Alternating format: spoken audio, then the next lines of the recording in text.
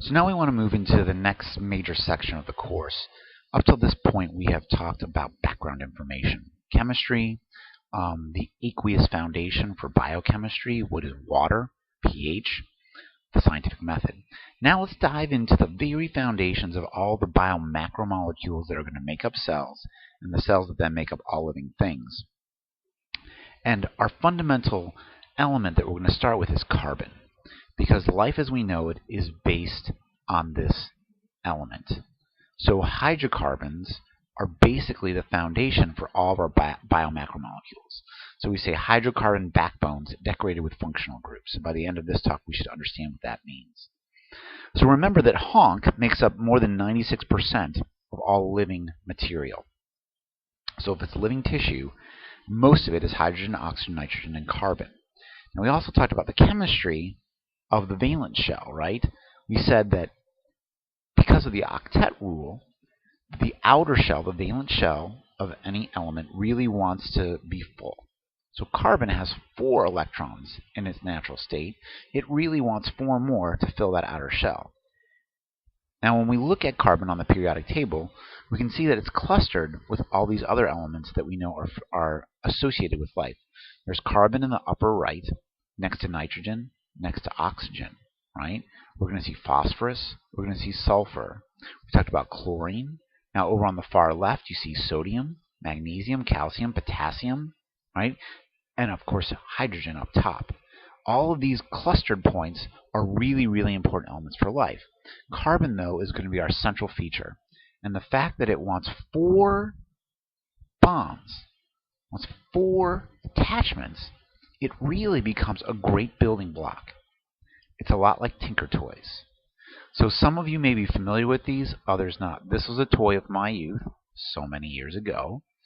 But what we had were these wooden wheels, these hubs, that you could stick the wooden rods into and connect. And carbon is like that wooden wheel. Right, but it only has 4 holes. What you can see is you can build all kinds of different structures from these Tinker Toys. You can build all kinds of different structures using carbon. Right? So this is various hydrocarbon skeletons. Right? This is our starting point when we want to build molecules that we're going to use for life. Carbon and hydrogen together. And what we're going to see is that carbon and hydrogen make a very non-polar molecule. The electronegativity of carbon and hydrogen is almost identical. So they actually are sharing those electrons in what's called a non-polar bond. Right? So water has a very polar bond between the oxygen and the hydrogen. Carbon and hydrogen have a non-polar bond. But you can build then, depending on how you link these together, to ultimately a tremendous number of shapes. Right? And that diversity is going to lead to then all the diversity of biomolecules that we see and use throughout the diversity of life. Now, even that being said, carbon being able to make all these very diverse compounds, we still need to spice it up a little bit, right? Because, again, carbon is carbon is carbon. The chemistry of carbon is going to be the same. But we know our other elements are involved. Oxygen, boom, very electronegative. That's going to change the characteristics of a molecule. How we attach that oxygen to a carbon. How many oxygens we attach to the carbon. How about a little bit of nitrogen? How about a little bit of sulfur? How about a little bit of phosphate?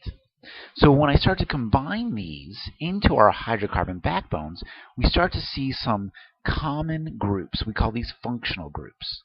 So hydroxyl groups, carbonyl groups, carboxyl groups, aminos, sulfhydryls, phosphates.